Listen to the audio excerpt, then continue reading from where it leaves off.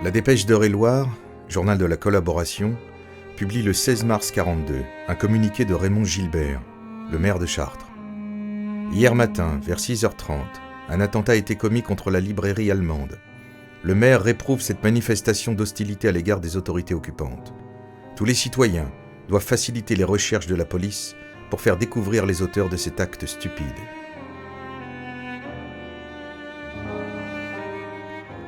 Les Allemands ont installé cette librairie au cœur de Chartres pour faire connaître la région aux soldats qui y sont cantonnés. Une simple bouteille d'essence enflammée a traversé la vitrine. Quelques livres brûlés et pas d'incendie.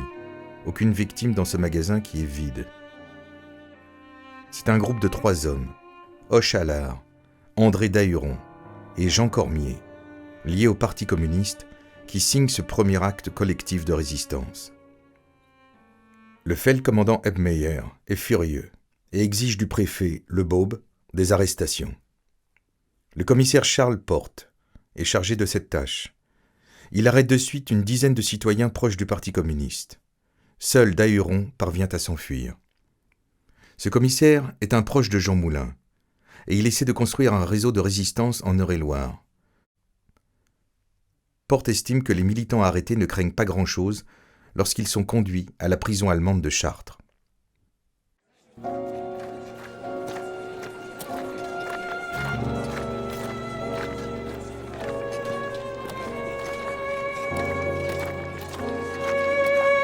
Un attentat est commis le 30 avril dans la capitale. Et Karl Auberg, chef de la SS et de la police allemande en France occupée, ordonne l'exécution de 10 otages. Allard, Cormier, Brousse et Mauger sont conduits au champ de tir de Chavannes à Lèves et fusillés.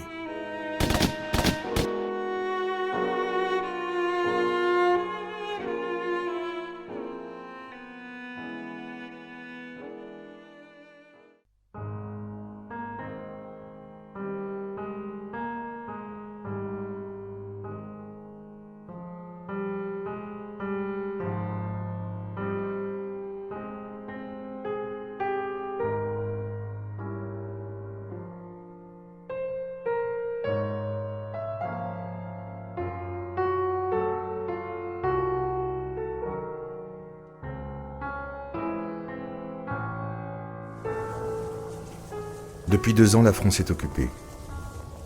La population a vécu l'effondrement du pays lors de la défaite de juin 40. À Chartres, le préfet Jean Moulin avait tenté de retenir les habitants qui se ruaient sur les routes de l'Exode. Rien n'y a fait. Ce fut la panique. Il ne restait que 800 Chartrains sur 23 000 lorsque les Allemands ont investi la ville.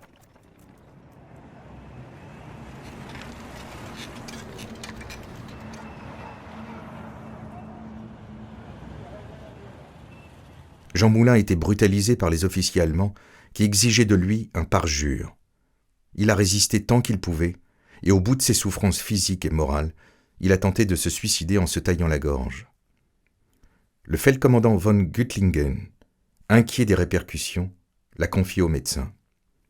Jean Moulin portera toujours un foulard blanc qui couvre sa cicatrice. Le préfet Moulin sera révoqué par Philippe Pétain en novembre. Mais avant de quitter Chartres, il se fait établir une fausse carte d'identité au nom de Joseph Mercier. Il prend ainsi le chemin de la résistance. À peine nommé au gouvernement, Pétain demande le 17 juin 1940 l'armistice et ordonne l'arrêt des combats. Le lendemain, Charles de Gaulle lance son appel historique du 18 juin sur la BBC. Ce discours a été peu entendu en France occupée. Il ne sera pas le déclencheur de la résistance organisée. Pétain dispose d'une forte audience dans le pays, notamment auprès des anciens combattants de 14-18. La population semble accepter l'occupation allemande qui permet le retour au calme après le traumatisme de la guerre et le chambardement de l'Exode.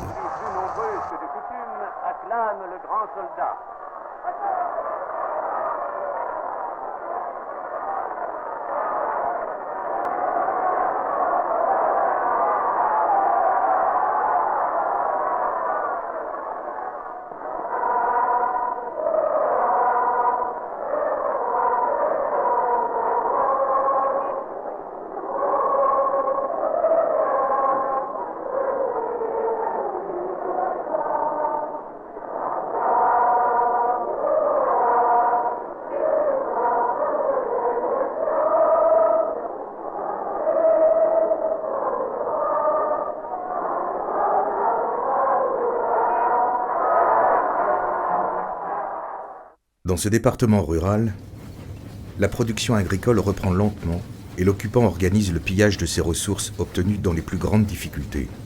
Les hommes sont prisonniers en Allemagne et on manque de bras pour les travaux des champs, qui sont assurés difficilement par les anciens. Il n'y a plus de semences, de carburant, de pneus.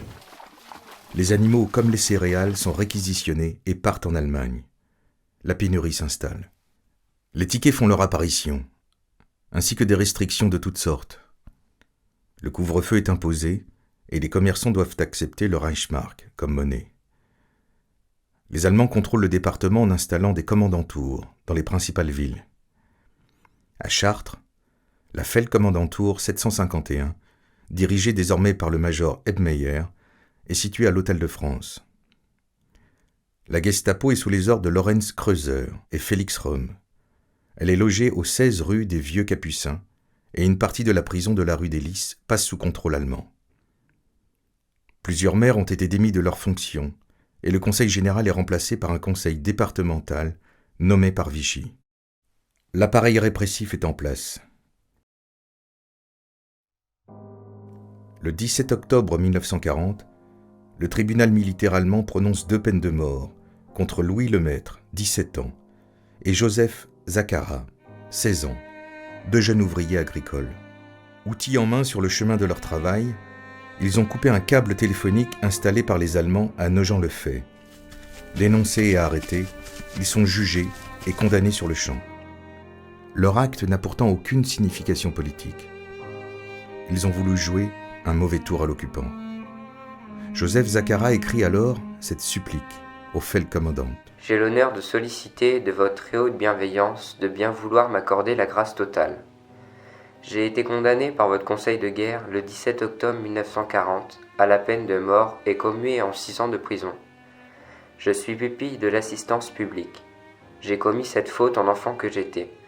Je me trouve emprisonné parmi les prisonniers récidivistes et je serai heureux. Après quelques interventions de l'Église et des autorités françaises, la peine est commuée en déportation à Wolfenbüttel, où ils vont périr de maladie et de faim.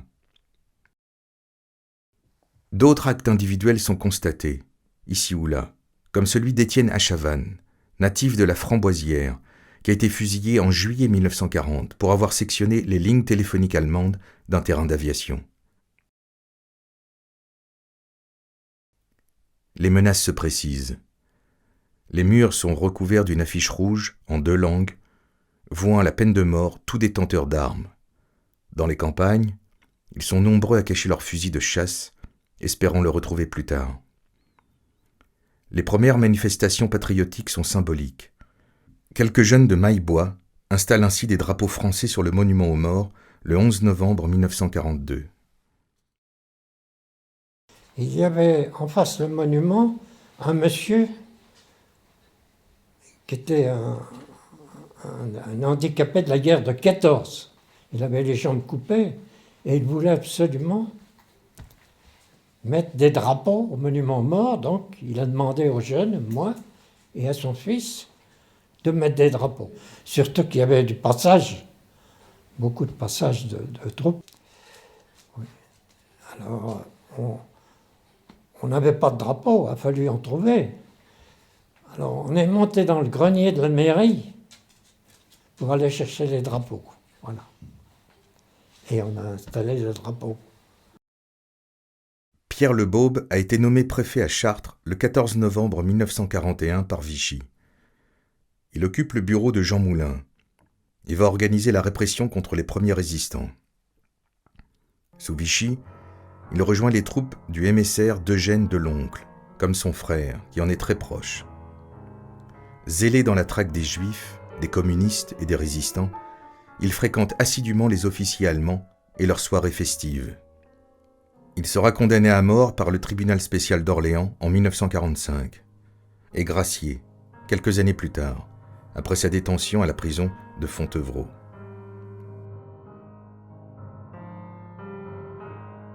Dans une lettre du 30 décembre 1941, Pierre Le Bob signale qu'il a demandé au ministre Pucheux la direction du camp d'internement administratif de Voves, qui passe ainsi des Allemands à la préfecture en janvier 1942.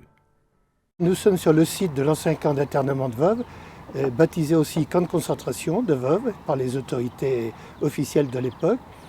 Alors, fin 1941, donc tous les prisonniers de guerre français sont partis, le camp est libre, si ce n'est que le beau préfet d'Eure-et-Loir tient à ce que sur son territoire il y ait un camp. Donc la passation de pouvoir se fait à cette époque-là. Fin 1941, entre les autorités allemandes qui détenaient le camp de prisonniers de guerre et les autorités françaises qui vont gérer de façon totale le camp d'internement. Le camp est prévu en théorie pour plus de 1000 internés. En réalité, ils ne sont jamais 1000. Le maximum, on le retrouve en octobre 1942, où à 2 périodes, ils sont 976 internés à Voves. Donc ce sont à Voves des Français, pour l'énorme majorité, gardés par des Français. Ils sont là en tant qu'otages, donc ils attendent quoi? Ils ne savent pas. Ils attendent la mort, ils attendent d'être déportés, ils attendent d'être transférés dans d'autres camps. Certains ont été libérés, ils ont eu cette chance. Et Voves avait une caractéristique, c'est que c'était, je vous dis, disons, un camp exemplaire. Nous avions la chance d'avoir une direction clandestine qui dirigeait les internés de telle manière, à savoir l'éducation. Donc on avait créé une université, il y avait un orchestre, il y avait toutes sortes d'activités et des préparations militaires. Évidemment, tout ça, c'était pas aussi simple, mais c'était quand même déguisé, de sorte qu'on avait ces activités-là. Pendant 3 mois, les internés dont nous étions, on a creusé à la main, par les moyens du bord, un tunnel long de 148 mètres à 2 mètres de profondeur pour une évasion, je dirais, presque collective, puisqu'elle concerne 42 internés qui se sont évadés dans la nuit du 3 au 4 mai, ou 5 ou 6 mai, je crois, 1944. Et 42, ça représente un chiffre important, compte tenu que nous étions encore nombreux au camp, et qu'en une nuit, c'est-à-dire compte tenu des surveillances ponctuelles de la gendarmerie qui venait d'une manière intempestive nous contrôler, eh bien dans ce laps de temps, 42 camarades se sont évadés et ont tous repris les armes. Et il y a eu pour ma part, à ma connaissance, des camarades évadés qui sont restés sur le département, ne serait-ce que André Thibault, qui était lieutenant, il était natif d'Illier. Et il y en a eu d'autres qui sont restés sur le département à servir les maquis et la résistance. À l'extérieur du camp, Roland Gaudy, dirigeant FTP, organise les planques et distribue des faux papiers aux évadés. Plusieurs reprennent le combat contre l'occupant, avec Maurice Roquet, le commandant Jacques, lui-même évadé de ce camp en octobre 1943.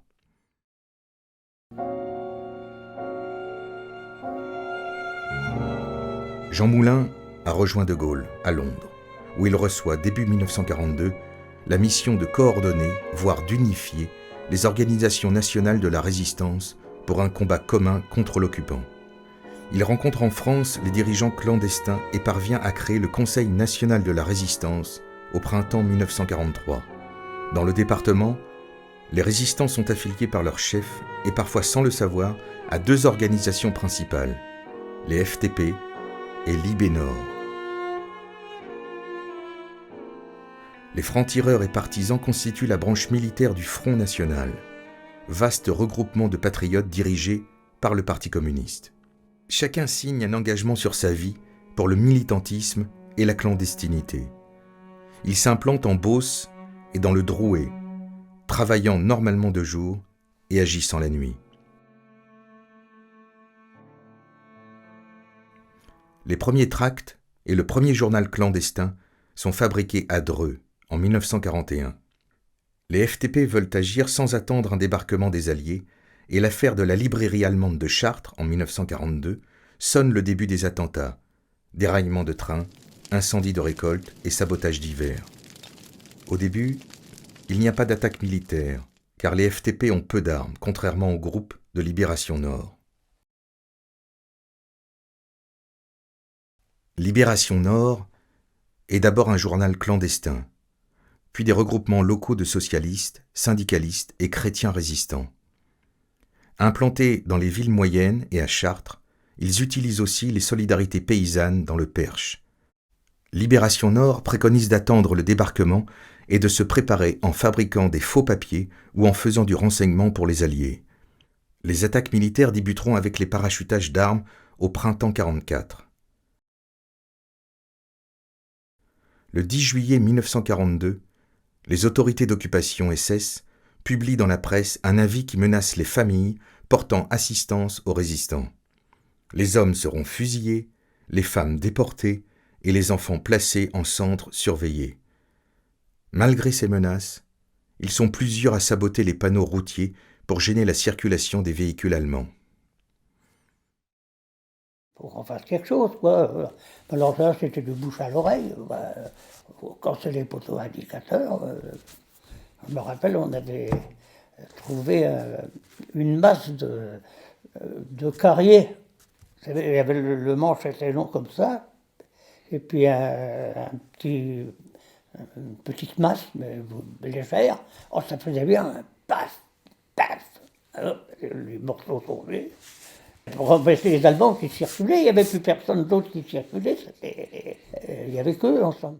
Des fois, il fallait tourner les pancartes à une place. Il fallait aller à Pont, hein, ou il fallait aller à Belle-Mer, ou dans les petits pays surtout.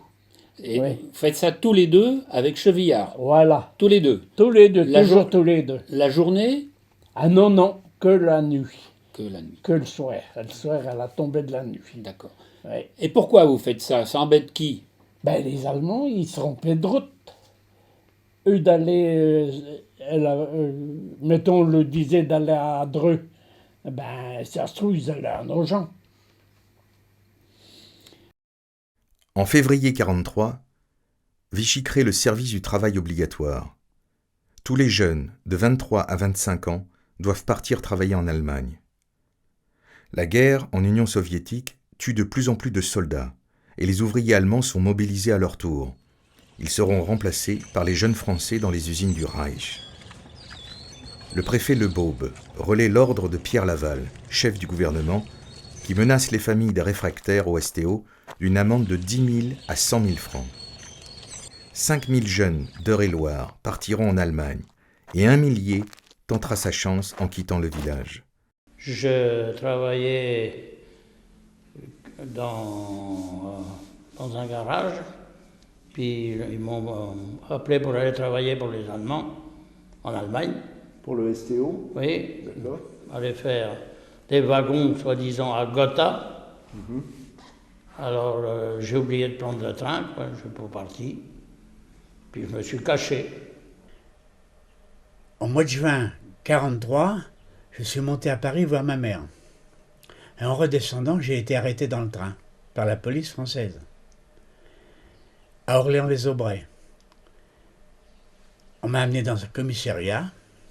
On m'a d'abord dit que... On m'a demandé mes papiers. On m'a dit, mais vous devriez être en Allemagne. Je ne suis pas au courant, je ne sais rien. Pour le STO? Pour le STO, j'y suis après. Hein. Je suis de la classe 42. Donc, étant de la classe 42 a été mobilisée intégralement. Donc, je devais être en Allemagne. Mais moi, je ne le savais pas. Enfin, je me doutais un peu quand même. J'avais vu le maire de mon village, je me doutais un peu. Il m'a dit un jour ou l'autre, tu vas être appelé Joseph. Mais en réalité, je ne me doutais pas. Donc, ils m'ont amené au commissariat. Ils m'ont photographié de face et de profil. Ils m'ont pris l'empreinte de mes 10 doigts. Et ils m'ont mis en cellule. Et dans la nuit, l'inspecteur, celui qui menait l'interrogation, m'a fourni un papier que je possède encore. Il est vieux ce papier. Hein. Et il m'a dit, tu t'en vas. Qu'est-ce qu'il y a marqué sur ce papier? Et il a marqué sur le papier, dans le bas de l'interrogatoire, hein, il a marqué au crayon bleu, à laisser libre de rejoindre son domicile. Les réfractaires au STO sont accueillis dans des fermes où ils travaillent contre logis et nourriture. Mais ils ne peuvent circuler étant à la merci d'un contrôle des gendarmes français ou allemands. Certains sont testés par les premiers résistants et recevront une fausse carte d'identité avant de rejoindre la résistance. Sur 10 réfractaires, 3 seulement seront jugés aptes à la vie clandestine. L'afflux de jeunes réfractaires, en pleine santé, nécessite des mesures radicales. les nourrir, les encadrer, les former au maniement d'armes et leur apprendre discipline et discrétion. Les chefs de groupe organisent donc des cambriolages de mairie pour récupérer des cartes d'alimentation vierges. À la mairie de la Loupe, le 28 mars 1944, Jean Renoldon et Jean Stis enlèvent une caisse de tickets et laissent au gardien une enveloppe de 500 francs pour le secours aux prisonniers. Beaucoup d'autres cambriolages, avec souvent la complicité des secrétaires de mairie, seront constatés dans le département.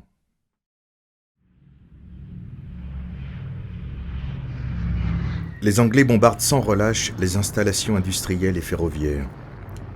La population civile s'enterre dans des abris creusés dans les jardins, mais elle paye le prix fort avec de nombreux tués ou blessés.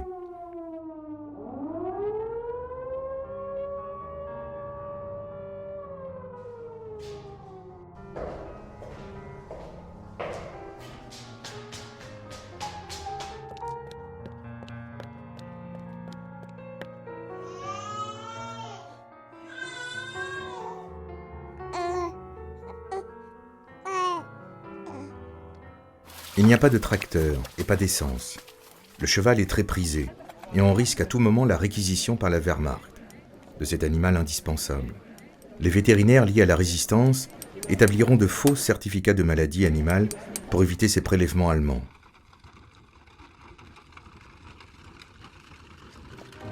Les femmes sont en première ligne en l'absence des hommes prisonniers ou partis au STO. C'est sur elles que reposent les travaux au jardin et à la maison.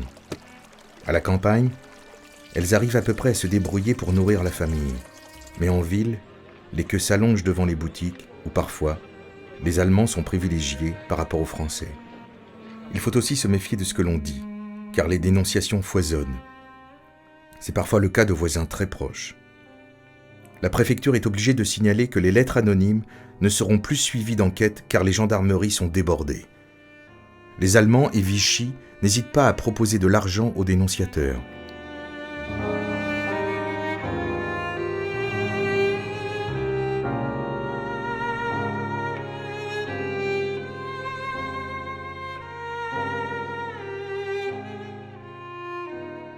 Les gendarmes allemands débarquent dans la ferme pour faire une perquisition. Alors pour quelles raisons débarquent-ils? On ne sait pas trop. Probablement une dénonciation, c'est ce qu'on supposera longtemps. Et ils font donc une perquisition dans la ferme et ils trouvent des éléments, des tracts, entre autres, qui justifient l'arrestation et du père et du fils aîné, et d'un ouvrier agricole qui est présent et qui, lui, détient une arme. Après cette première arrestation, en juillet 1942 et plusieurs mois de détention à Chartres pour Jean Asker et son père, il y a une nouvelle lettre de dénonciation et une deuxième arrestation de Jean en mars 1943. Ce jour-là débarque un groupe d'Allemands qui viennent chercher le frère aîné. Il travaille dans un champ ici. Il est amené à Magny et là il l'embarque. Et là donc il est envoyé en prison à Dreux. Mais au niveau de la famille, tout le monde ignore ce qu'il est devenu. Parce que c'est le silence complet. Pas de visite autorisée, rien n'est autorisé, donc la famille ne sait pas où il est. Personne ne savait où il était. À ce moment-là, il avait disparu. Il était arrêté, il était parti à Dreux. Il y a une lettre qui parvient, on ne sait pas par quel miracle, écrite de Jean, quand il est à Compiègne. C'est là qu'on apprend qu'il est à Compiègne. Et il demande d'avoir des vêtements chauds et des chaussures. C'est le seul courrier qui sera reçu à la ferme. On ne sait pas par quel mystère c'est arrivé, comment c'est parti de là-bas. Mais c'est comme ça que les parents apprennent qu'il est au camp de Royal-Lieu à Compiègne. Et 3 jours plus tard, 4 jours plus tard, ils sont avertis du décès. Un cercueil qui revient plombé, avec un gendarme à côté, parce que après la guerre, un de ses compagnons de route, et on a la preuve qu'il était compagnon de route, les documents indiquent son nom, c'était M. Soto Manuel, est venu plusieurs fois à la ferme, vraiment plusieurs fois, et il a affirmé de façon péremptoire que Jean n'était pas mort de diphtérie, mais qu'il avait été abattu. Eh bien là, on apprend que c'est un couple recomposé qui habitait juste à côté de chez nous et qui a fait une dénonciation pour la première arrestation, qui a récidivé pour la deuxième arrestation et qui a provoqué la mort de Jean, finalement. C'est à cause d'eux que Jean est décédé. Jean Hasker a donc été arrêté 2 fois sur dénonciation de ses voisins au motif qu'il avait ramassé des tracts dans les champs. Il est décédé de façon suspecte au camp de Royalieu, à Compiègne, 1 mois après son arrivée. À la Libération, la dénonciatrice a écopé de 10 ans de travaux forcés et le dénonciateur, qui ne savait pas écrire, a été acquitté par un tribunal français. Les groupes de résistance se sont structurés et commencent les attaques contre les voies de circulation et de communication. Les pylônes électriques sont abattus en Beauce et les voies ferrées subissent de nombreux sabotages. Les lignes téléphoniques sont particulièrement visées. On coupe les poteaux de bois au passe-partout sur des dizaines de mètres. Les récoltes réquisitionnées pour partir en Allemagne sont incendiées. Les usines ne sont pas épargnées par des actions judicieuses qui désorganisent la production. Chaque nuit, les Allemands enregistrent de nouveaux sabotages.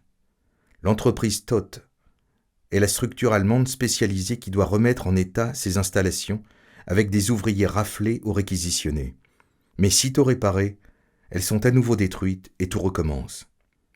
Pour les officiers allemands, c'en est trop. La répression s'abat sur les groupes FTP qui sont à l'origine des principaux attentats. Avec l'appui des gendarmes français, ils font parler certains résistants arrêtés. Il y a aussi des traîtres qui collaborent ouvertement contre rémunération. À Maintenon, ce sont 21 résistants qui sont emprisonnés, dont les 3 frères Sadorge. La Gestapo arrête 25 civils à Saint-Martin-de-Nigel, dont 4 femmes. Plusieurs villes ou villages sont perquisitionnés par les troupes de la Wehrmacht. Les arrestations continuent à Croisilles, à La Loupe, à Chartres. Plus de 120 résistants sont ainsi capturés dans ces rafles et beaucoup sont déportés à Buchenwald ou Mauthausen, d'où la plupart ne reviendront jamais. C'est un coup très dur pour la résistance, et notamment les FTP, qui doivent se réorganiser. Le commandant Fernand, Armand Relot, et le commandant Jacques, Maurice Roquet, prennent la direction des groupes restants. Ce sont 2 évadés du camp de Voves. À Chartres, les forces d'occupation sélectionnent 31 résistants qui sont conduits au Mont Valérien. Ils sont fusillés le 30 mars 1944. Les troupes allemandes occupent de plus en plus l'espace public pour impressionner la population.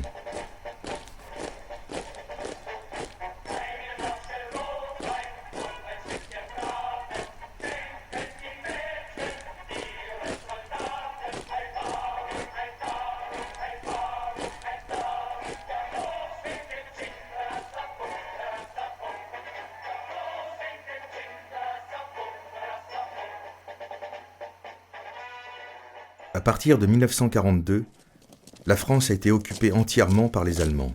La zone dite libre n'existe plus et l'occupant renforce ses défenses sur les côtes en construisant le mur de l'Atlantique. Ces installations, et notamment les bases sous-marines et les aérodromes, font l'objet de recherches de renseignements pour le War Office anglais. Cette tâche est confiée prioritairement à la résistance. Plusieurs réseaux, hermétiquement cloisonnés, sont mis en place. Par exemple, il y a le réseau F2, pour lequel travaille Maurice Gledel, instituteur à Boulay-Mivois. Gledel récupère ses plans de l'aérodrome secret de Dreux et ceux du dépôt de munitions de Senonches et les transmet à Londres. Maurice Gledel sera dénoncé et fusillé à Villiers-le-Maurier. Il n'avait pas 21 ans. Autre réseau, celui de Jacques Voyer, compagnon de la Libération. Parachuté sous le nom de Lucien Boyer, il réside chez Madame Mermillot, professeure à Chartres. Avec son poste de radio-émetteur-récepteur, il a été chargé de monter un réseau Sussex pour le renseignement militaire. Équipé d'une moto par la résistance locale, il est contrôlé place des Éparts à Chartres et fonce sur les soldats. Blessé aux jambes, il est conduit à la Gestapo où il est violemment torturé, puis fusillé à Chavannes le 27 juin 1944.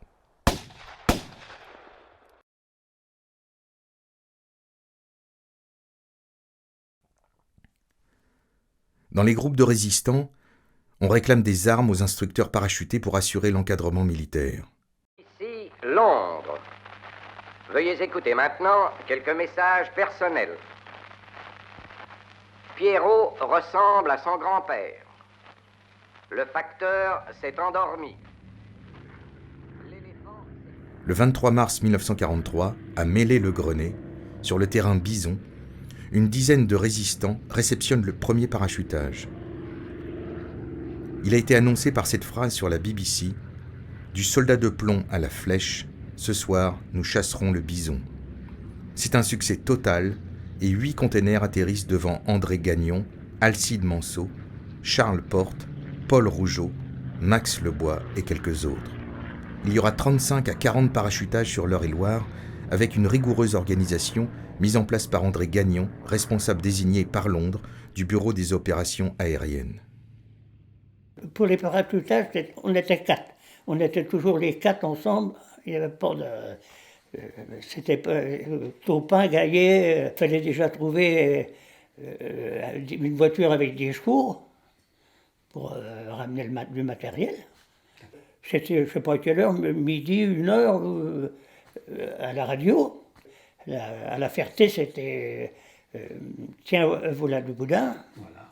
Et puis à Digny, c'était tu seras soldat de marine. Voilà. Et, alors quand on entendait ça, alors tiens, voilà du boudin. Oh, alors là, ça y était. Alors là, il fallait déjà désigner les gars pour y aller. Ben, c'était sur la route de la Framboisière, là, dans les grands bois. Là.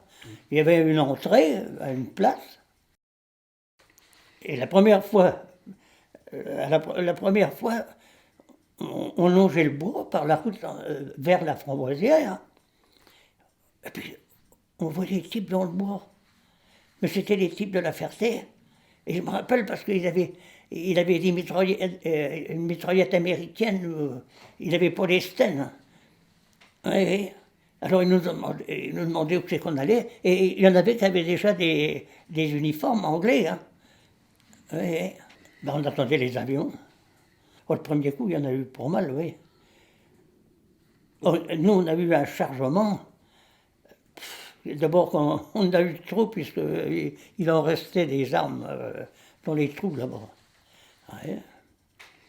Et c'est mon père qui avait les chevaux avec un cheval seulement, avec Bayard. Et puis, on y est reparti. Oh, puis il fallait attendre.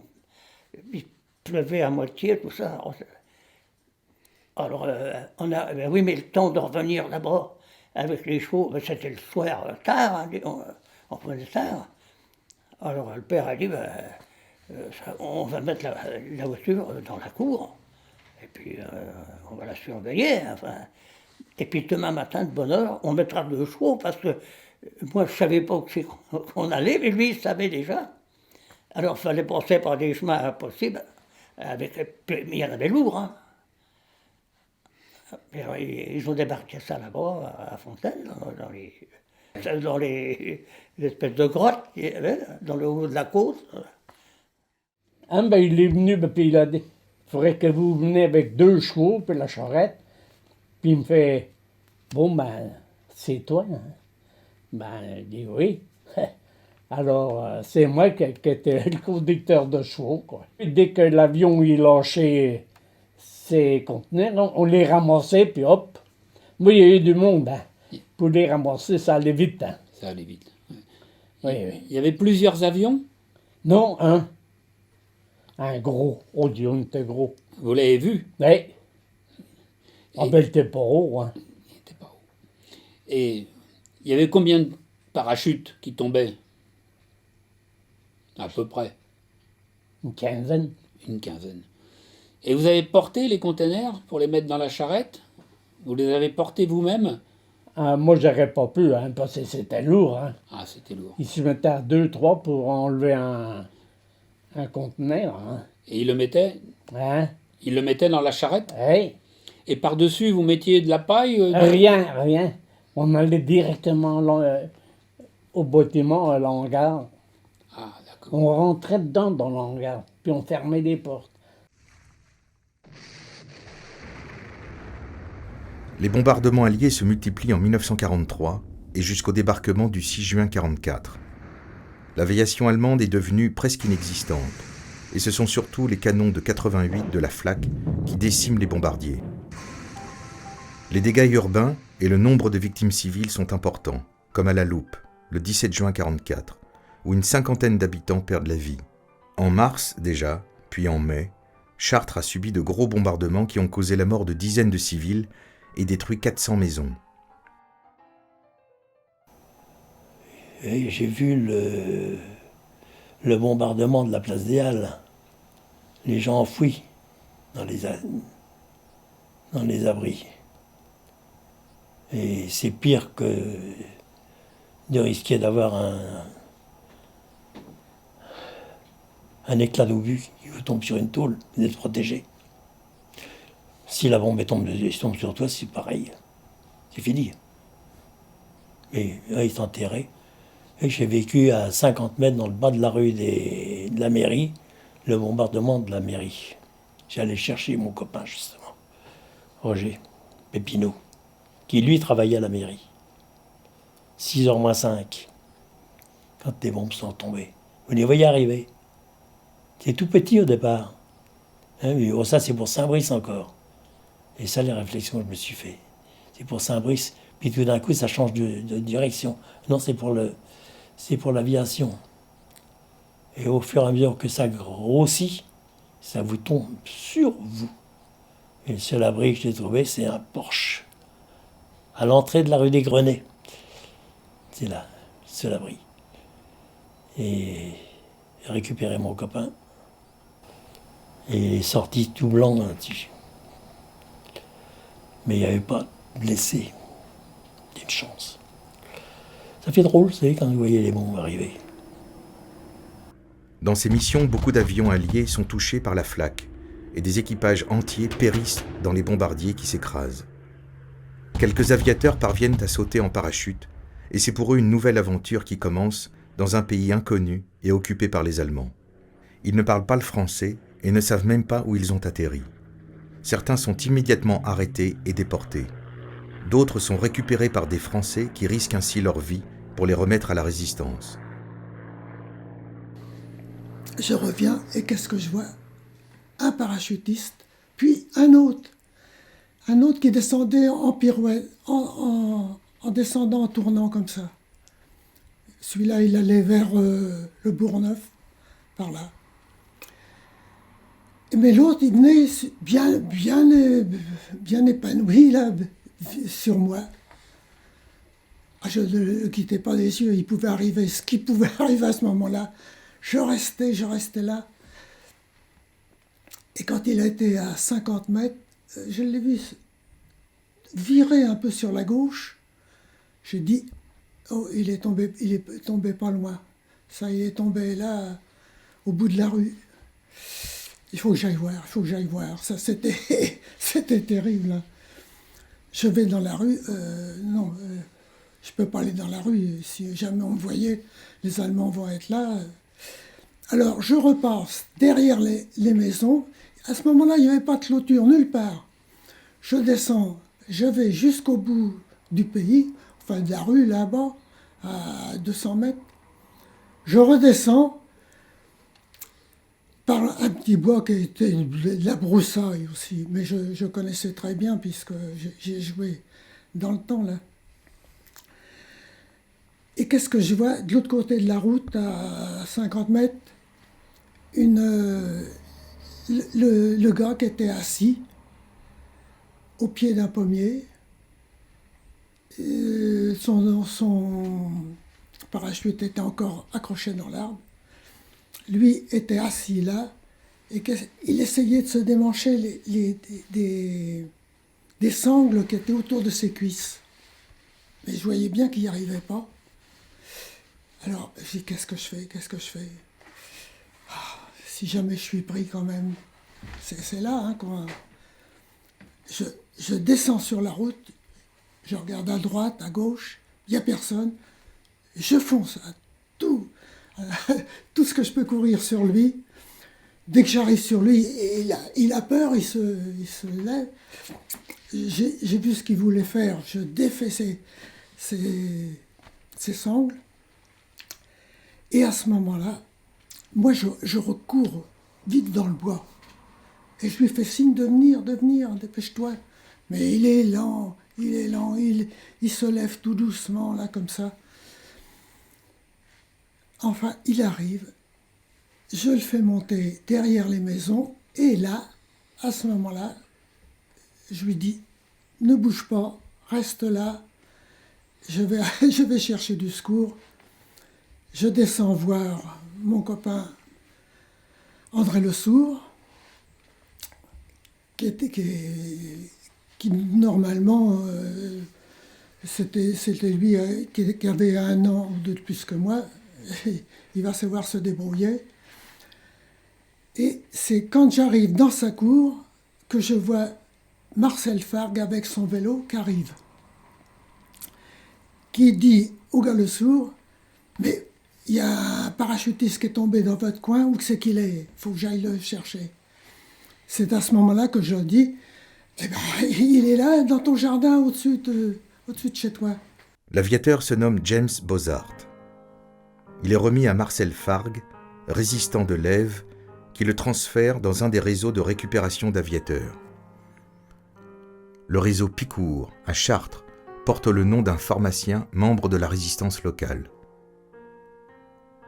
Mais les réseaux de ce type sont surveillés par le renseignement allemand qui a réussi à en détruire plusieurs, tels Comet ou Hunter, par l'activité d'agents infiltrés comme Jean-Jacques Dessoubry, qui opère en Eure-et-Loire.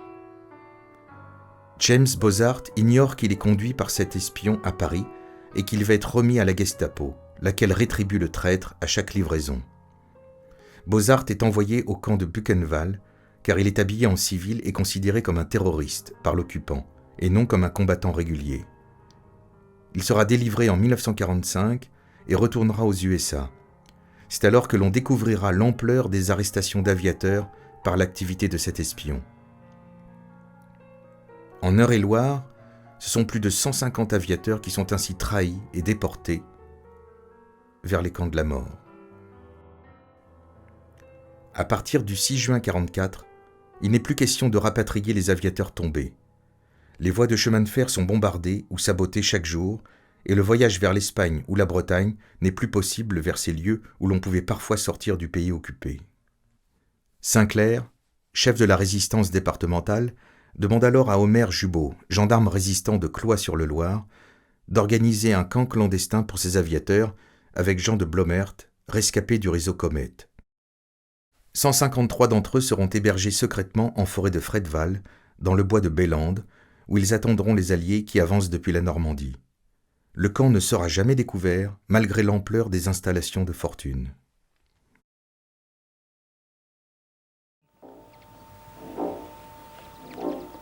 Amis, entendu les cris sourds du pays qu'on enchaîne. Prohés, partisans, ouvriers et paysans, c'est l'alarme.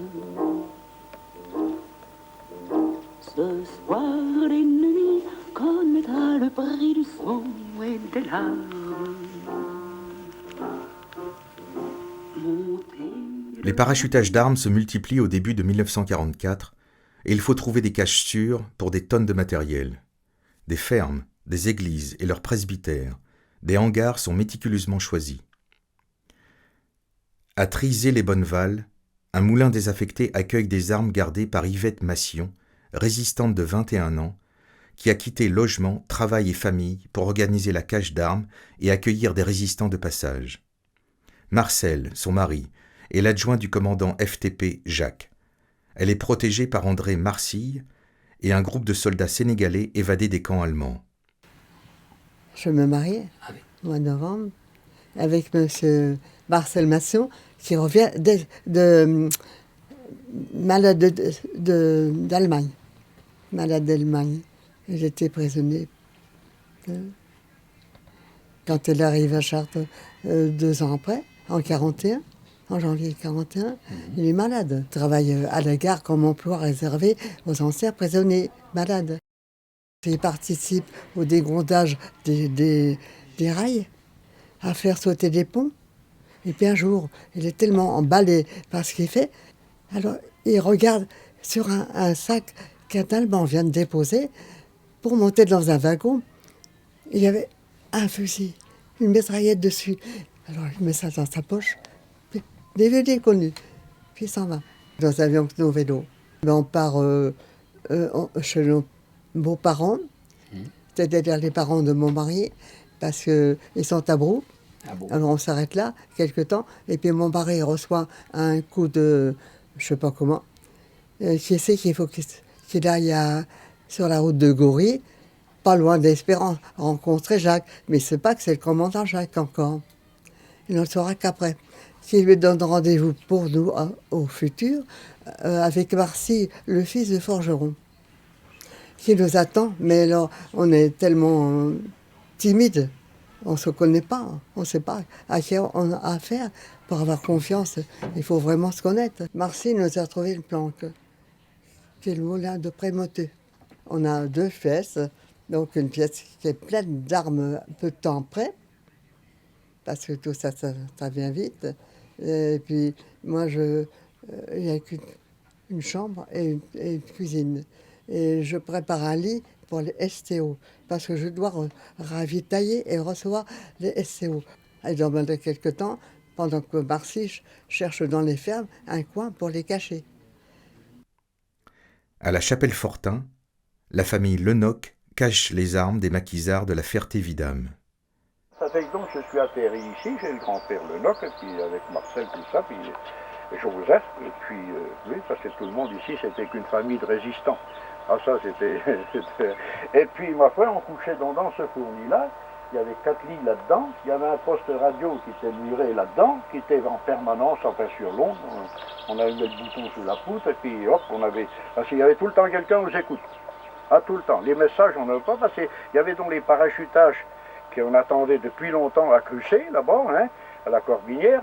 Ça fait que donc il fallait les intercepter. Ça fait qu'à ce moment-là, ça faisait du bruit, tout le monde était alerté. Et donc Marcel, il partait avec la jument, Caline, la Coriole, et puis Louis, et puis Moll. Puis moi, j'allais en vélo. Hein. On partait à 4 là-bas, nous, de notre coin, là. Mais on se trouvait des fois une centaine là-bas. Ça fait qu'on ramenait donc au parachutage là-bas. Il y avait Jules Bizot, il était avec une bande du parc, là, hein, et puis le cheval blanc, là. Et puis on chargeait les munitions là-dedans. Et puis il y avait Pierre Séguin aussi qui venait avec son gaz au bord. Ça fait que ça, c'était dirigé sur le chêne d'Auvilliers, soi-disant. Je ne sais pas quelle direction que ça prenait. D'autres, ils venaient ici. Hein. Ça fait que c'était évacué un peu dans toutes les directions parce qu'on stockait pas tout à la même place. Hein. Oui. Alors, vous m'avez dit que vous aviez eu la visite des Allemands lorsque vous dormiez ici. Ben, je ne sais pas, il est venu un sidecar dans la cour, mais je n'ai pas pu détecter. Ils ont foutu une lampe torche. Et on a entendu le sidecar arrêter, il était 2h30 du matin environ, le sidecar s'est arrêté devant, et puis ma foi, ils l'ont mis là, je ne sais pas s'ils étaient au courant de quelque chose, à moins que c'est d'autres, je ne savais su. Enfin, ils nous ont fait un coup de torche, et puis ma foi, on n'a pas bougé, et puis ils sont repartis avec le sidecar. Ça fait que donc on avait des munitions dans le grenier, des conteneurs de grenades, et puis 5 ou 6 fusils de guerre. Ça fait on a délogé tout ça, qu'on a été camouflé dans le maquis, dans les champs, dans la brousse là-bas. Hein.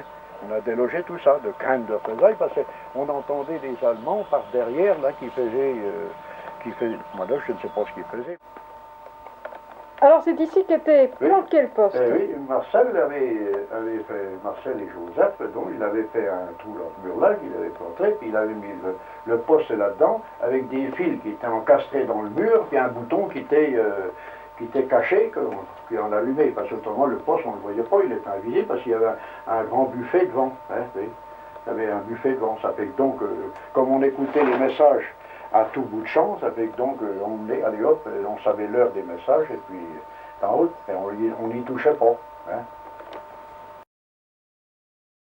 Avec le débarquement, Libération Nord décide de créer des maquis dans le Perche boisé. La création des maquis répond à une double nécessité. D'abord, la sécurité des hommes consignés en forêt de jour et participant aux attaques de nuit. Ensuite, il faut organiser l'instruction militaire par les chefs avec maniement d'armes et tir d'exercice. Pour les clandestins, il n'y aura plus de contact avec les familles ou les amis. Le maquis de la Ferté-Vidame est organisé dès le 3 février 1944 avec une livraison d'armes à Joseph Lenoc. J'étais planqué à l'époque en Bretagne, après un départ loupé pour l'Angleterre. J'entendis De Gaulle qui demandait à ce qu'on ne gagne plus Londres, mais qu'on crée des maquis dans toutes les communes de France, ce qui serait beaucoup plus utile. Je suis donc venu à la Ferté-Vidame parce que j'ai tout de suite vu cette région boisée qui convenait particulièrement à ce genre d'opération. Le jour même de mon arrivée, je rencontrai la couture, qui s'appelait Dufour de son vrai nom, qui était directeur du service vétérinaire départemental de Chartres, et qui me dit sur un ton méridional, « Tu sais, Lenoc, que je milite un peu. Tu sais ce que ça veut dire ?» Pour prouver sa bonne foi, il m'amena dès le lendemain 2 mitraillettes, plus exactement. Ce furent de Rhône, Renoldon, qui était vétérinaire à la Loupe, et Duroc, qui commandait un maquis en formation, qui me les apportèrent. Et là, je devais contacter les éléments de mon âge pour essayer de créer un maquis. Ce fut le point de départ. 3 autres maquis furent mis en place. Crussay, le 7 juin, Plainville, mi-juin, et Saulnières, début juillet. D'autres suivirent fin juillet et début août pour quelques semaines jusqu'à la libération du département le 15 août 1944. Il s'agit de Beaumont-les-Hôtels, Villermoy, Montigny-le-Ganelon et Dreux. On était arrivé à les premiers, il y avait une voûte là. On avait choisi ce lieu-là, nous, à l'extérieur, ça faisait une voûte. Donc s'il pleuvait, on était à l'abri. On ne pouvait pas coucher à l'intérieur, quoi. D'accord. On s'est mis à faire des baraques avec les branchages. On avait coupé tous ces branches-là. On construisait, au fur et à mesure que les gars arrivaient, on construisait des baraques aux endroits où il y avait de la place, parce qu'il n'y avait pas beaucoup de place. Ben, je cherchais à y rentrer depuis longtemps. Je cherchais on ne pouvait que par entendre dire l'un ou l'autre, je connais. Et puis, il y avait un petit maquis à Beaumont qu'avait commencé Antoine Delair.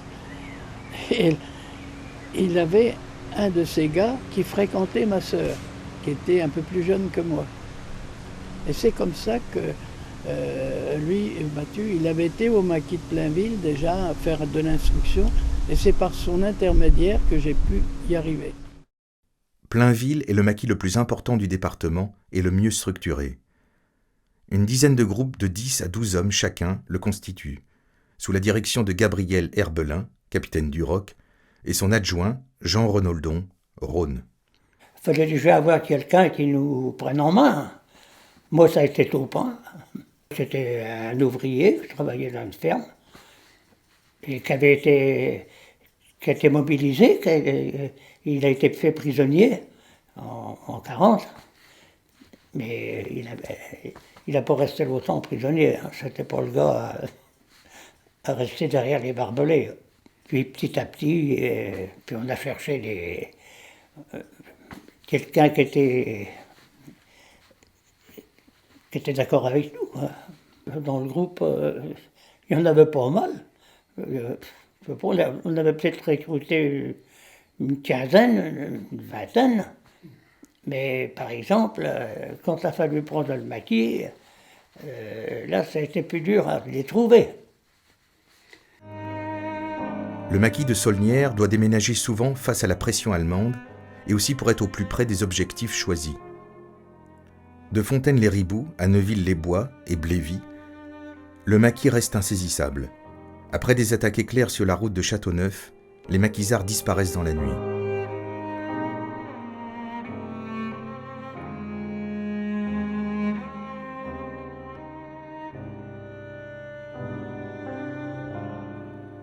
Le bois de la Rue accueille le maquis de Crussay pour une seule nuit, le 7 juin 1944, car 2 hommes ont disparu et il faut déménager par sécurité dans le bois de Paradis. Jules Vaucher, chef du maquis, dirige un groupe de 25 résistants qui vont donner du fil à retordre aux Allemands. Ils feront même un prisonnier lors d'une attaque en plein jour. Son adjoint est Jacques-Raymond Dive, de Breuzol. Sur des cahiers d'écolier, il a consigné d'une écriture serrée la vie des maquisards dans les bois autour de Crussay. On fait le compte des effectifs dont on dispose, de l'armement insuffisant et des ordres reçus. On discute également de parachutage et il faut déterminer au plus tôt les lieux favorables.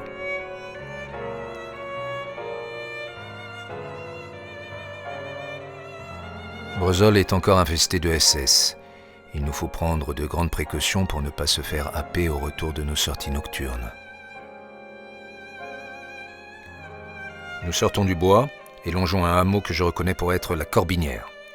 Bientôt, nous nous retrouvons sous bois, derrière la rue. Là, nous nous endormons bien vite et nous nous laissons engourdir par l'humidité et le froid.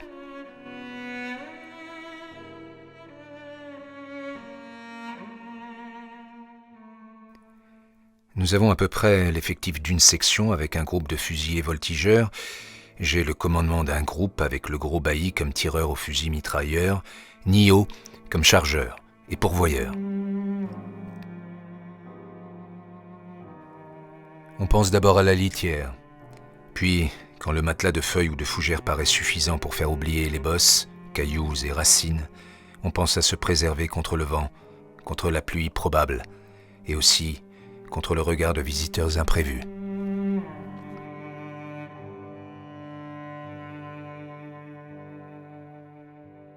Les attaques de convoi y sont décrites précisément. Pose de mines et d'explosifs, mitraillage de troupes allemandes de nuit et retrait immédiat sans perte pour les combattants de l'ombre.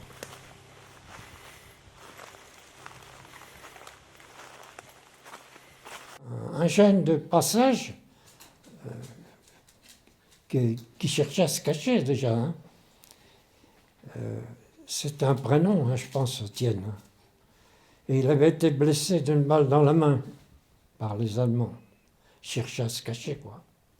Je crois qu'il a dû tuer un milicien sur la ligne de chemin de fer entre Maintenon et Hanche. C'est lui qui m'a mis en contact avec M. Vaucher, hein, le maquis de Crussay. On se méfiait, c'était un bistrot d'ailleurs, M. Vaucher. Et il y avait toujours des Allemands au bistrot. Hein. Alors il fallait faire attention. Petit à petit, on a su qu'il faisait de la résistance, quoi. Lorsqu'on ne dispose pas de forêts denses pour s'abriter et agir, la résistance s'organise à partir des villages en semi-clandestinité. Les résistants travaillent de jour à la ferme et agissent la nuit. Ces groupes sont parfois très importants, comme les FTP en Beauce Sud ou le secteur Nord, avec Jules Divert, de Clévilliers. Ils commandent 250 hommes répartis en 7 sections, chacune dirigée par un officier, sur un territoire d'action de 41 communes. Seuls les chefs de groupe sont munis de faux papiers et clandestins. Mais cette organisation nécessite de mettre au point un système de contact avec les agents de liaison qui seront souvent des femmes ou de très jeunes gens. Les groupes de village et les maquis ont besoin de se coordonner pour éviter de se trouver sur les mêmes lieux d'attaque. Il y a donc une répartition géographique fixée par les chefs départementaux, comme Sinclair, Maurice Clavel, qui a été désigné en mars 1944 à ce poste par des envoyés de Londres. Sylvia Montfort, jeune comédienne, accompagne Sinclair sur le terrain et constitue son principal agent de liaison. Les instructions sont diffusées au groupe par les agents de liaison dont c'est la seule mission. Ces femmes et ces hommes ne participent pas en principe aux actions militaires, même si cela arrive parfois chez les FTP. Ainsi, Simone Seguin, agent de liaison FTP secteur Sud, transportera des armes dans les sacoches de son vélo depuis la Beauce jusqu'à Dreux. Elle passera ainsi plusieurs contrôles allemands sur la route en jouant de tout son charme auprès de jeunes soldats.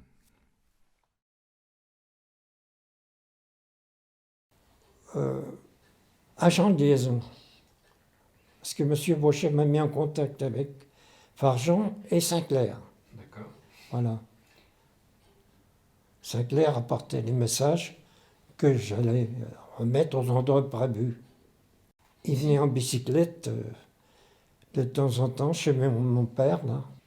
Ah oui, il mettait son vélo à la porte, Oui. sur la rue. Il enlevait une roue et il venait faire croire qu'il venait réparer sa roue de vélo à la maison. Alors, les messages, je les portais à Blévy ou à la Croix de Saint-Ange à Torcé, hein, ou à la Ferté-Vidame.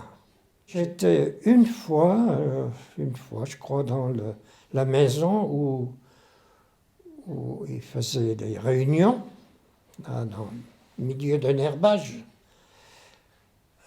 Il y avait une grande pièce, une seule pièce. Et on enlevait la table. Sous la table, il y avait un tapis. On enlevait le tapis et il y avait une trappe qui donnait dans une pièce en dessous.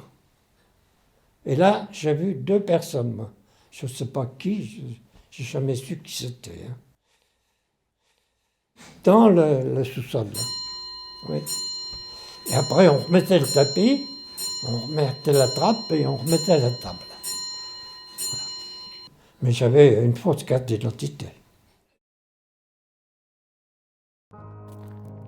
Depuis 1943, l'activité de la résistance consiste surtout à multiplier les sabotages de voies ferrées, de lignes électriques et téléphoniques, ainsi que les incendies de récoltes destinés au Reich. Avec les livraisons d'armes et le renfort des réfractaires au STO, la résistance dispose d'une force plus organisée.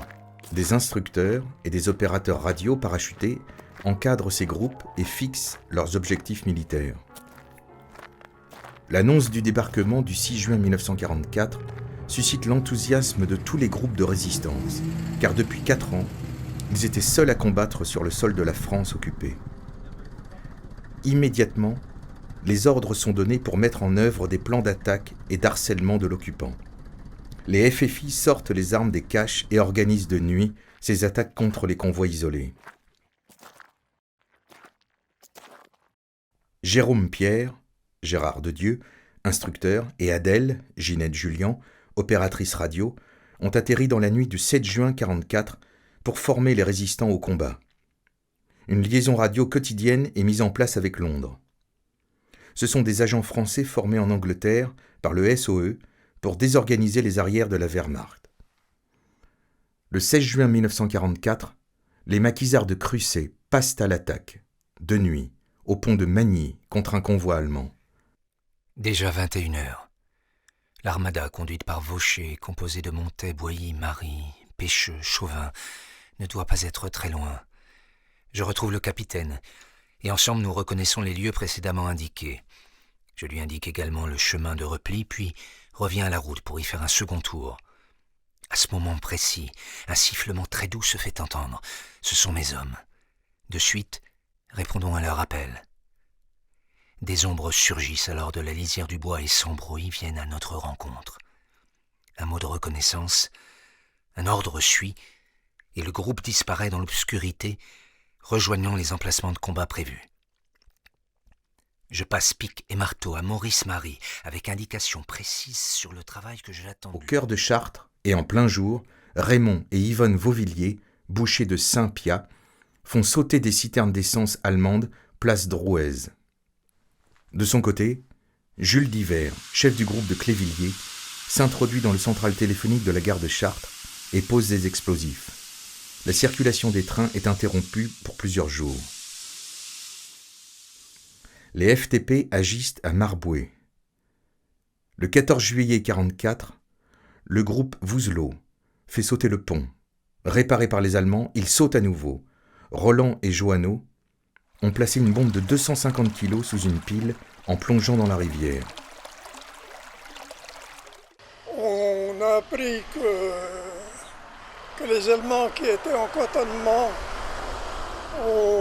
dans la forêt de Sononche au Grand Rond venaient chercher de l'eau tous les matins vers 9h.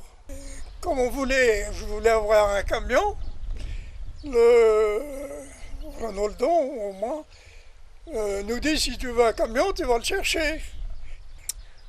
On les a entendus arriver, on avait monté nos mitraillettes tout près. Et dès qu'ils sont arrivés en face de la pompe, les deux SS descendent du camion, quoi. Un qui descend du côté gauche, qui n'avait pas de fusil à la main. Celui l'Allemand qui était du côté droite, qui avait le fusil prêt à tirer, quoi. Alors il y a Steve, sa camarade, là, qui lui saute dessus, il rabat le fusil tout de suite. À Manou, au petit matin, un commando de 5 résistants du maquis de Plainville attaque un camion SS et le capture avec 2 soldats ennemis qui sont ramenés au maquis. Henri Léraud enfile l'uniforme SS et prend le volant avec le groupe caché à l'arrière, surveillant les prisonniers. Traversant les contrôles de feldgendarmes, alors qu'il ne parle pas un mot d'allemand, il ramène tout le monde à Plainville. À Dreux, la résistance est dirigée par Pierre July et Roland Fargeon. Le 18 juillet 1944, sous un bombardement allié, un groupe va déposer 80 kilos d'explosifs sous les piles du viaduc de Cherisy. C'est un objectif stratégique pour les Alliés, car cette ligne de train alimente les forces du Reich en Normandie. Il a été bombardé plusieurs fois sans succès par la RAF. À 3 heures du matin, une formidable explosion détruit plusieurs dizaines de mètres du viaduc. L'exploit de la résistance locale lui vaudra les félicitations de Dwight Eisenhower, et un tract allié, jeté par avion, signalera cet attentat réussi. Dans la ferme de l'Espérance, à Gory, QG FTP secteur sud, André Gillet est de garde lorsque surgit une compagnie SS qui encercle la ferme. Il décide de combattre seul les dizaines de soldats lourdement armés. À travers des meurtrières percées dans les toits, il se déplace en tirant pour tromper l'ennemi sur le nombre de combattants. Il sera finalement abattu et la ferme sera détruite par les grenades incendiaires. Il fallait faire déjà pour mettre les mines, il fallait faire des trous dans la chaussée. Puis pourtant les chaussées n'étaient pas en bon état, mais c'était pas si facile que ça pour arracher les cailloux. Et puis il y avait les bagnoles qui passaient, parce qu'il n'y avait pas de voiture civile, mais les Boches ils en passaient tout le temps, les voitures, n'importe quoi. Il y a un fusil mitrailleur d'un côté de la route, puis un fusil mitrailleur de l'autre côté. Et il venait toujours de Dreux en allant vers Châteauneuf. Ah, j'en ai jamais vu passer autrement. Quand la mine a sauté, on tire dans le temps, on tire dans n'importe quoi. Alors, il y a les camions, il y avait des convois, c'était des convois à chaque coup. On entendait les freins, tous les véhicules, et puis les Boches qui sautaient dans les camions, et puis tout ça. On tire tant qu'il y a des munitions, ou que le Bren, il n'est pas encrassé, parce que là, il s'arrête, et puis après on s'en va. La plupart des attaques consistent à tendre une embuscade et frapper des véhicules isolés avant de disparaître. Il y aura très peu d'attaques frontales, car elles se solderont souvent par des pertes dans les rangs des maquisards. Ce sera le cas au moulin de Dionval, avec 2 tués et 2 blessés, et surtout à Neuville-les-Bois, où 10 résistants perdent la vie. À la radio, là, le Hollandais, parce on avait un instructeur parachuté, qui avait entendu ce qu'il fallait faire, enfin... Alors, il n'y a pas, il faut qu'on décide quelque chose, quoi. On ne nous envoie pas des armes pour... parce que c'était des ordres de Churchill. À ce moment-là, il fallait mettre le pays à 100. Il y avait les camions, et puis les automitrailleuses qui étaient sous l'hangar, là. Mais alors, on avait des crayons incendiaires. Il fallait foutre le feu au camion. C'est là que Taupin et puis l'épousé et puis Jean Gaillet, ils sont passés, ils ont passé devant pour voir quand même un peu. Et puis là, il y avait la sentinelle qui était là. Otto Pain, il fout en l'air. Et puis il y a un deuxième Fritz qui arrivait. Il a tiré dessus. Le type, il a tapé la vente, mais ça, je ne sais pas s'il était mort ou s'il a fait du plat-ventre. Ouais. Moi, à ce moment-là, j'étais de l'autre côté de la mare. C'est qu'on m'avait mis en poste au fusil mitrailleur pour prendre la route en pleine face. J'avais mon chargeur, mon pourvoyeur. Alors on arrivait là-bas. Oh, d'un seul coup, un type qui sort la tête à côté de la mare, avec les jumelles. Ah ben j'ai dit là, c'est plus la peine. Parce qu'avant j'avais tiré, quand il y a eu le commencement de la bagarre, j'avais tiré deux chargeurs de fusils mitrailleurs vers les automitrailleuses. Là. Mais j'étais loin déjà. Hein, je ne sais pas si ça leur faisait beaucoup de mal. Alors on rentre jusqu'au bout du fossé, les deux gars. Bon, ben je dis maintenant, sauf qu'il peut, hein, parce que le mec qui nous a photographiés, là, il est parti chercher les autres. Et alors Nicolas et Le Beauzet qui vous suivent? Ah ben, ils sont sortis pour me dire, ben quoi, ben, ils sont retournés dans le trou pour... Je dis, bande de couillons. Ah ben pour eux, ils ont été pris tout de suite. Hein. Ah ben, puis alors ils les ont emmenés à Escorpin, puis ils les ont fusillés. Hein. Après cette attaque du maquis de Saulnières contre une compagnie SS de la 9e Hohenstaufen, on dénombre 4 tués au combat, 3 prisonniers fusillés et 3 maquisards qui seront torturés et pendus sur la place du village devant la population rassemblée par les SS. Le maquis de Saulnières, comme chaque groupe, avait reçu un ordre de Londres début août 1944. Il faut attaquer, y compris de jour et sans relâche, les forces allemandes qui reculent en Normandie sous la pression américaine. À Nogent-le-Rotrou, les maquis de Plainville et de Beaumont-les-Hôtels, ainsi que le groupe d'Auneau, investissent la ville le 10 août et la libèrent après des heures de combat de rue.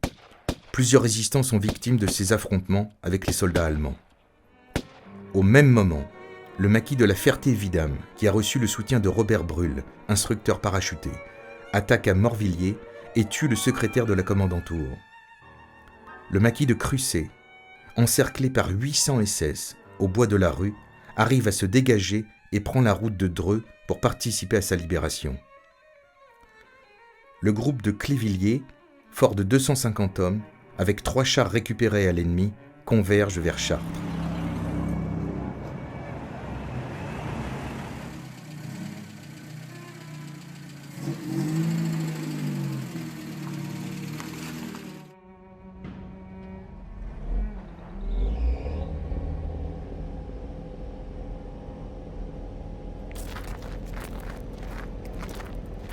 En Beauce, les FTP de Châteaudun pénètrent en ville et ceux de Bonneval la libèrent avant l'arrivée des forces américaines.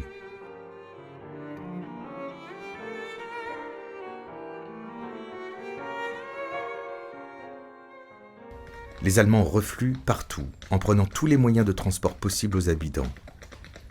Mais les régiments SS, rescapés de la bataille de Normandie, assassinent, pillent et brûlent les fermes dans les villages comme à Morvilliers, où 3 maquisards sont torturés et fusillés le 11 août. La ferme de Marie Thibault, chef local de la résistance, sera brûlée entièrement.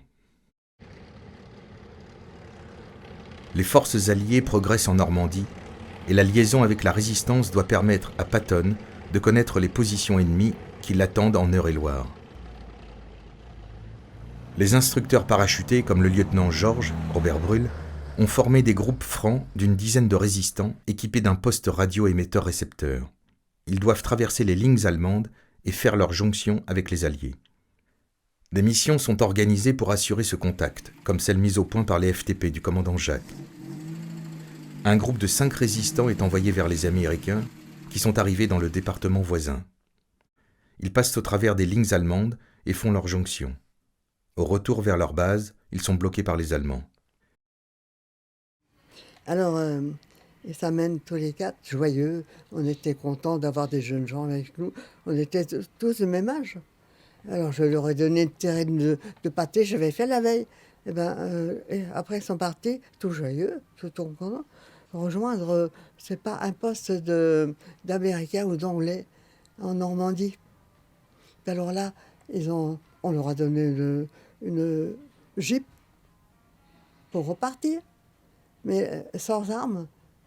Et c'était désarmé complètement. Ils croyaient que c'était la fin de la libération. Et puis alors après, c'est là que c'était. Ils ont été pris dans une intersection de village par des SS qui remontaient de Rocamadour.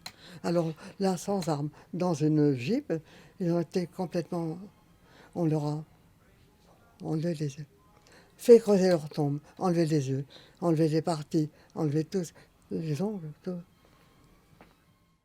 14 août 1944, les SS quittent la Ferté-Vidame et se replient en direction de Dreux. Quelques groupes de combat sont disposés en protection de la retraite allemande et tentent de ralentir les Américains qui ont pénétré en Eure-et-Loire le 15 août. Une bataille s'engage à Senonches, puis à Tremblay-le-Vicomte. Ces troupes sont sacrifiées. Elles n'opposent que quelques soldats allemands armés de Panzerfaust contre les Sherman. Devant Dreux, les chars américains et l'aviation détruisent les derniers blindés allemands, tandis que les groupes de Crucé, la Ferté-Vidame et Saulnières rejoignent celui de Dreux pour participer à la libération de la ville sous la direction de Dablin, père et fils.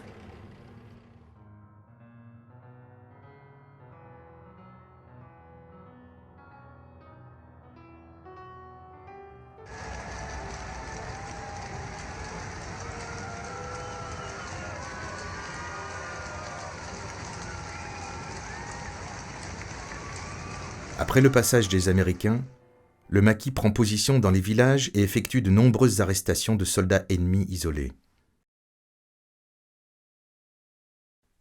Joseph Floclet et Daniel Guenard sont envoyés par le maquis à Verneuil-sur-Avre pour traverser les lignes allemandes et contacter les Américains. Ils sont interceptés à l'entrée de la ville et faits prisonniers. Conduits dans un bois, ils doivent creuser leur tombe avant d'être exécutés quand survient une attaque aérienne anglaise qui leur permet de fuir. Ils retournent alors au maquis de la Ferté-Vidame. Plusieurs commandos de parachutistes belges, sous uniforme canadien, sont largués en Eure-et-Loire à l'arrière des forces allemandes. Avec un équipement lourd, ils attaquent des cibles stratégiques guidées par la résistance locale, postes de commandement, équipement radio, dépôt d'essence.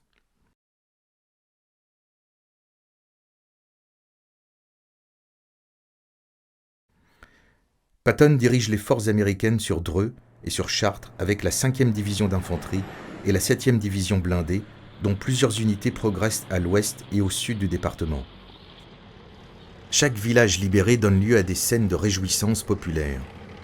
Mais les Américains ne s'attardent pas et confient les lieux aux groupes de la résistance. L'aviation continue de bombarder les convois allemands qui se replient sur Chartres et Dreux.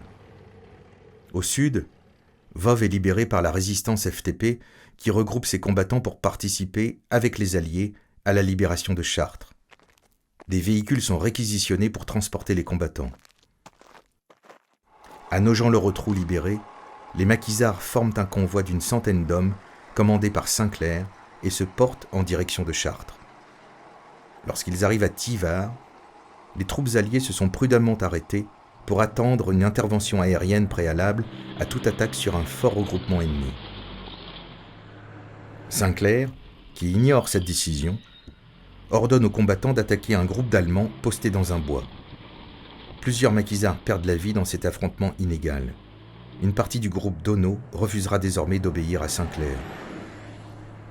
Ce dramatique échec indique qu'il n'y a aucune coordination entre les Américains et les résistants. Il y a aussi des dissensions entre les FTP du capitaine Boursier et les FFI de Sinclair sur la stratégie pour entrer dans Chartres. À l'approche de Chartres, les Américains constatent que les forces allemandes n'ont pas quitté la ville et se sont regroupées en plusieurs points. Les premières percées du 15 août 1944 sont un échec. Plusieurs ponts sont détruits, ainsi que la porte Guillaume ou la collégiale Saint-André qui est en feu. Un tank Sherman est détruit en pleine ville. À Lèves, le colonel Griffiths est tué. Des groupes de résistants locaux se positionnent à la préfecture, dans l'immeuble des travailleurs français et à la poste. Des armes sont distribuées de façon spontanée et chacun s'empresse de fixer sur lui un brassard FFI dans une ambiance insurrectionnelle.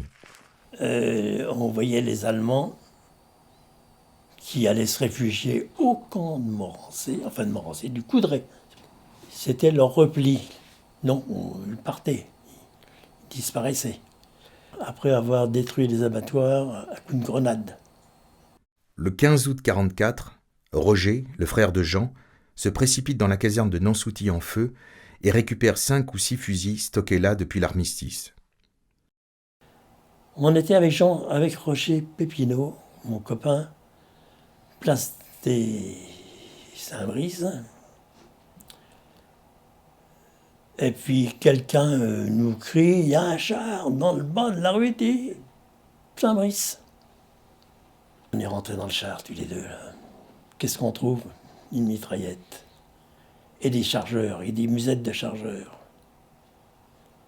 Eh bien, oui, on est reparti aussitôt. Et cette mitraillette, eh bien, comme il y avait déjà les fusils qui étaient chez Blondeau, c'est là que c'était l'entraînement, si on peut dire. On est allé voir chez Blondeau. Et comme Guy Blondeau, c'était le plus âgé et puis le plus, peut-être, hardi, il a pris la mitraillette, il a mis un chargeur et c'est parti. Dans la cabane à lapin. Et la journée du 16, la soirée, moi, mon frère était parti. Comme ils avaient des fusils, ils avaient le droit. On brassard FFI. Mais il fallait avoir un fusil. Donc nous les jeunes, on n'avait pas de fusil, on n'avait pas pour tout le monde. Puis on avait 17 ans, on nous avait interdit d'avoir un fusil. Avec Roger Pépineau. Mais Roger Pépineau, lui, avait choisi de suivre Guy Blondeau en lui portant les musettes du fusil de la mitraillette. Quelques jeunes du quartier participent donc pour la première fois au combat. Ils ne sont pas préparés à affronter, notamment aux Trois Ponts, les soldats chevronnés du colonel allemand Walter Garpsch. Venu en renfort de Nogent-le-Rotrou, Gabriel Herbelin récupère le groupe d'habitants de Saint-Brice. Les civils lui indiquent le chemin vers les Allemands qui sont retranchés derrière la ligne de chemin de fer, mais les tirs allemands sont violents et meurtriers. La bataille des Trois Ponts se termine avec plusieurs tués parmi les FFI de Plainville, et aussi quelques habitants de Saint-Brice, comme Maurice Beaufrère, 17 ans, Fernand Goulard, 45 ans, Roger Pépineau, 17 ans, et Georges Varlet, 43 ans. Le 18 août, Chartres est enfin libérée après 3 jours de combat. La zone des Trois Ponts est complètement dévastée par les tirs de l'artillerie américaine. On enterre 40 combattants civils au Clos Pichot le 20 août et d'autres ensuite. La population chartraine est massivement présente derrière les officiels, dont M. Chadel, le nouveau préfet, le général Valin et les chefs de la résistance locale. Il reste quelques forces allemandes autour de Chartres. Elles ne sont plus très combatives, mais il faut les neutraliser, et c'est la tâche de la résistance. À Thivard, Simone Ségouin et Roland Boursier vont faire prisonnier 24 jeunes SS qui s'étaient cachés dans un moulin. On était à Thivard et il y a un cultivateur qui est venu nous dire il y a quelques Allemands dans ma pâture. On a été voir et finalement il y en avait 24. Ils ont vu que j'avais un brassard, que j'étais de la résistance. On les a désarmés quand même. Qu'est-ce que vous voulez que j'en fasse des armes? Je les mettais derrière moi et les Allemands ont parti avec Boursier. Et il leur a dit en allemand, puisqu'il parlait allemand, il leur a dit n'ayez pas peur, on ne vous fera pas de mal, vous êtes prisonniers. On va appeler les Américains et vous allez être prisonniers. Le 23 août, le général de Gaulle s'arrête à Chartres avant de rejoindre Paris. Il assiste à un magnificat à la cathédrale et prononce un discours à la poste centrale entouré des Chartrains et des résistants de tous les groupes. Pour la résistance d'Eure-et-Loir, la libération du pays n'est pas terminée. Tous les groupes, soit 1 millier d'hommes, forment à Chartres une colonne dite colonne Valin, du nom du général Martial Valin qui la commande.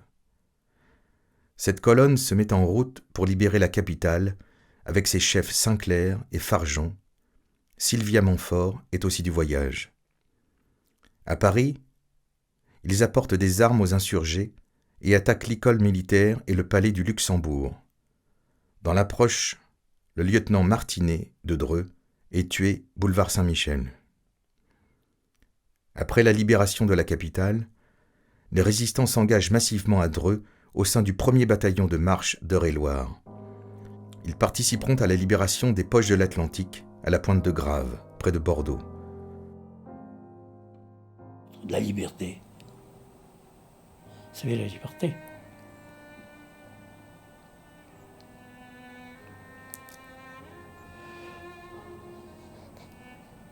On l'avait oublié un peu. C'est un besoin. Vous savez, quand on a 14-15 ans, on a besoin de liberté. 14, 15 ans, 16 ans, à 16 ans, 17. À 17, on fait autre chose après. Mais ça, c'est important. Retrouver la liberté.